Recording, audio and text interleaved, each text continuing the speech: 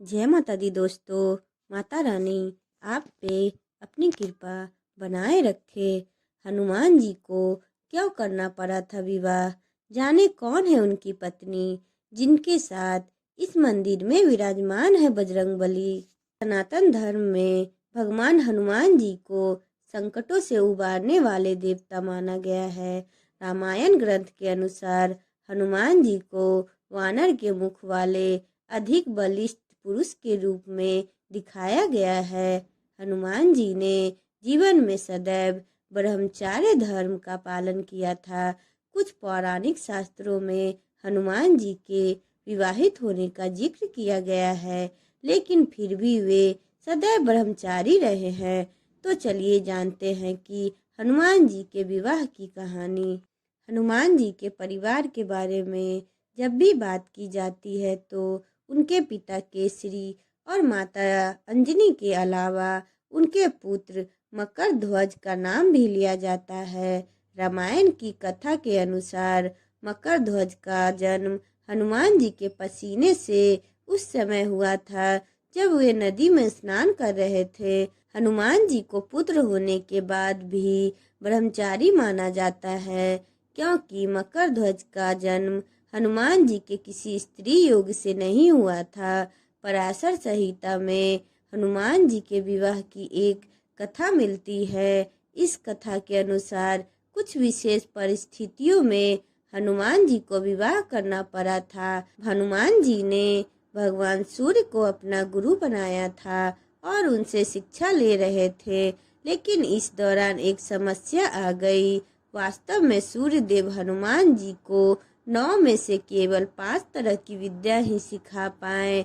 बाकी 4 विद्या केवल अविवाहित होने के कारण नहीं सिखा पाए, क्योंकि बाकी 4 विद्या केवल विवाहित को ही सिखाया जा सकता था। सूर्य देव सृष्टि की मर्यादा नहीं तोड़ सकते थे। सूर्य देव के सामने एक बड़ा संकट आ खड़ा हुआ था। ऐसे में कोई मार्ग न निकलता देखकर सूर्य देव ने हनुमान जी को विवाह करने की सलाह दी। सूर्य देव की बात सुनकर हनुमान जी के सामने भी एक धर्म संकट था, क्योंकि आजीवन ब्रह्मचारी रहने की प्रतिज्ञा करने वाले हनुमान जी विवाह नहीं करना चाहते थे। हनुमान जी ने सूर्य देव से शिक्षा लेने के लिए एक वचन दिया था, लेकिन शर्त ये थी कि उन्होंने विवाहित होना होगा। हनुमान जी ने अपने गुरु की बात तो मान ली, लेकिन उन्होंने उसी के साथ यह शर्त भी रखी कि वे विद्या ग्रहण करने के लिए विवाह कर लेंगे, लेकिन पति पत्नी जैसा कोई संबंध नहीं रखेंगे। सूर्य देव ने हनुमान जी की बात मानते हुए अपनी पुत्री सुवर्चला से उन्हें विवाह करने के लिए कहा। सूर्य देव की बात सुनकर हनुमान जी ने विवाह के लिए स्वीकृति दे दी। इस तरह सूर्य देव की तेजस्वी और तपस्वी पुत्री सुवर्चला के साथ हनुमान जी का विवाह हो गया। इस विवाह के बाद हनुमान जी ने अपनी शिक्षा पूरी की और सुवर्चला अपनी तपस्या में लीन हो गई। पराशर संहिता के अनुसार इस बात का उल्लेख है कि हनुमान जी और सुवर्चला का विवाह सिर्फ ब्रह्मांड के कल्याण के लिए किया गया था।